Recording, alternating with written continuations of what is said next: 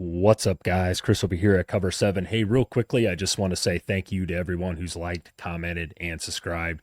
It goes a long ways on a small channel like mine. I don't claim to be a college football expert or insider or analyst or anything like that. I try to give the most unbiased opinion as I can. I'm a college football fan first. The Huskers happen to be my favorite team. You can let me know in the comments how trash they are. But today we're going to talk about two Big Ten teams here. And I think I found an angle here on this one. I like this bet. If you're new to these type of videos, I like to go through both teams real quickly. And at the end, I'll give you my bet in this game. Majority of the time, these videos do pretty well on my channel. So we'll see how that goes. Let me know down in the comments what you think. With that being said, let's start. Penn State here going on the road, catching almost 3 touchdowns at Ohio State. The over-under set to 43.5. Now, I know you guys are probably wondering why I chose this particular bet in these two teams. As you guys know, a couple months ago, this was a top 5 matchup, right? We know what's kind of happened at Penn State. Unless you've been in a coma for the past couple months, it's been bad there. Penn State is in shambles, I would say. I don't know in my time or lifetime watching college football, which has been a long time now, I've ever seen a team with this type of talent, preseason expectations, turn around after 5 games and fire their coach. In my opinion, and I'm sure you guys can argue with me down in the comments here, but I didn't think they should have fired Franklin, or at least not right now. I know the guy was 104 and 45 in 11 seasons at Penn State. I do know the record against the top 10 teams. He was 4 and 21, which obviously isn't good at all. I get it, but it's hard to. I mean, if you're going to bring somebody in here, if you're Penn State at the end of the year or going into next year, I should say, man, you better find somebody who's going to do a better job. That's all I can say there. I get it as a Penn State fan. I understand where they're coming from. You get tired of winning 9 or 10 games, losing to Michigan or Ohio State every year, especially with the type of talent they had. But I think they should have kept Franklin. That's just my opinion. But we'll get into it. Let's start with Penn State here, guys. 3-4, losers of 4 straight now. Oregon, UCLA, Northwestern, and Iowa a couple weeks ago by 1 point.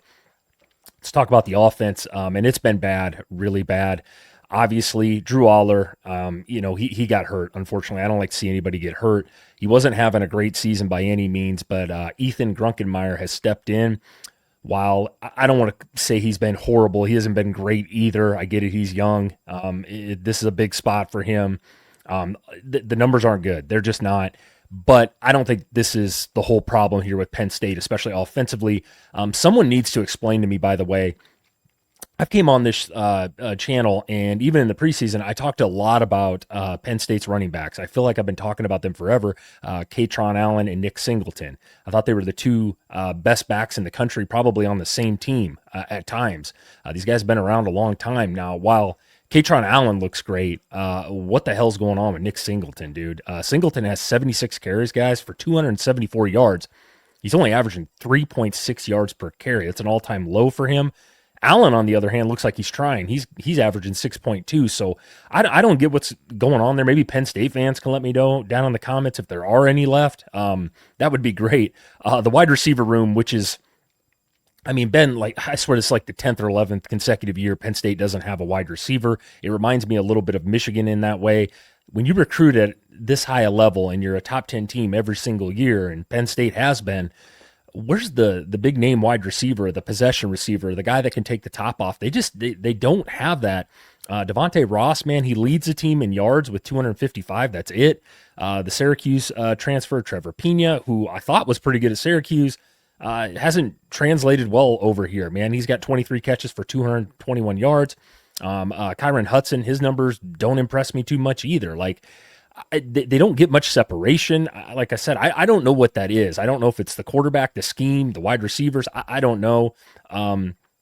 It wasn't good when Aller was playing. It definitely isn't good now. So it is what it is when you're Penn State offensively right now. As far as the ranks go, guys, I just pulled the Big Ten ranks this morning. They're 12th in the Big Ten. There's 18 teams, I believe, in the Big Ten in total yards per game. They're 13th in the Big Ten in passing yards per game. They are 7th in the Big Ten in rushing yards per game, which isn't horrible. Penn State now, get this, is averaging 35 points a game. I get it. It looks good, right?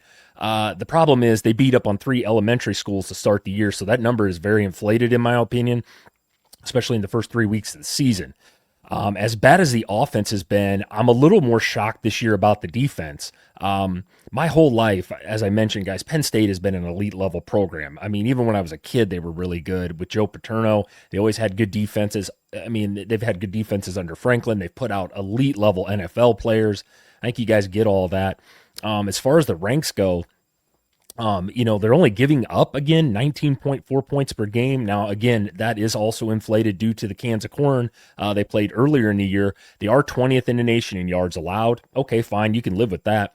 The passing yards, this is really good. They're fifth in the country in passing yards. The issue that I have here, especially against Ohio State, they can't stop the run. They're 97th in the country against the run. That's just not going to get it done. That's actually shocking to me. You can also say, well, hey, Penn State's defense has been on the field a lot more this season, which is true considering the offense has struggled to move the ball. So I say all that. I shit on Penn State, right? And now I'm going to talk about the number one team in the country, Ohio State.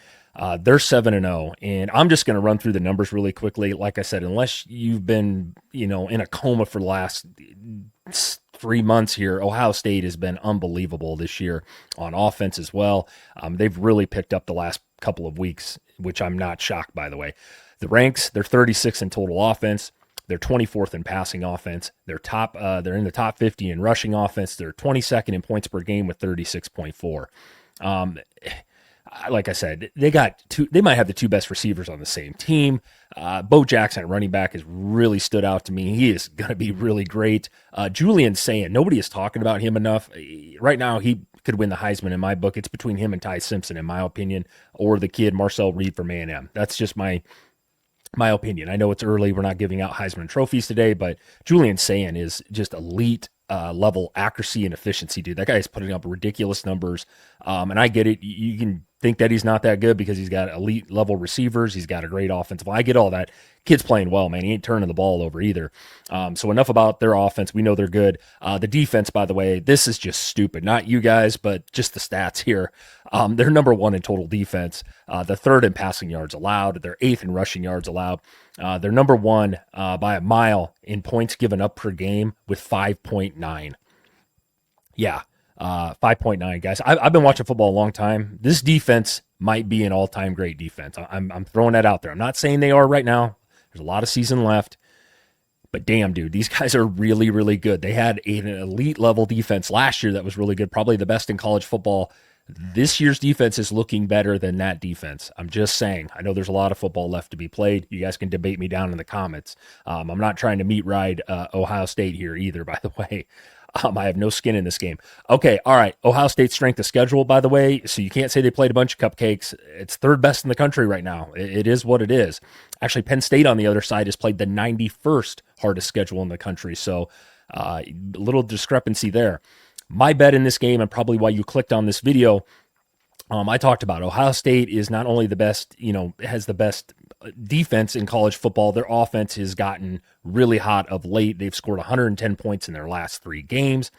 On the other hand here, I just don't know how Penn State can score more than a couple field goals in this game. I just don't. And that's not throwing shade at Penn State right now.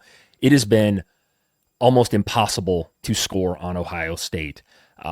Like I said, no disrespect to Penn State, but Ohio State is the best team in the country right now.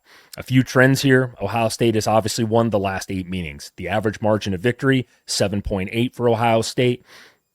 Get this right now, guys, and I like this trend, and it's where I'm going with my bet. Ohio State is 6-0-1 against the spread this season, meaning they have covered every single game thus far.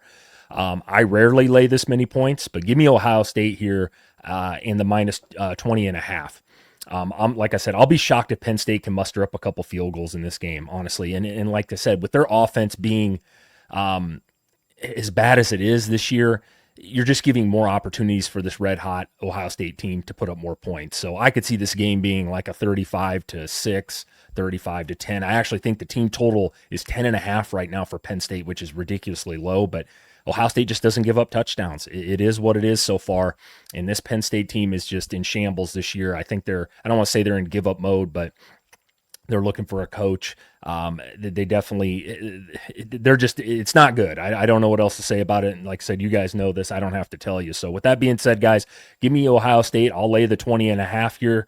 The over under, I'm not going to touch. That's probably about right. And I said, like I said, 35 to a 10 type of game, something like that. So with that being said, guys, I truly appreciate all the support. Until then, we'll see you next time.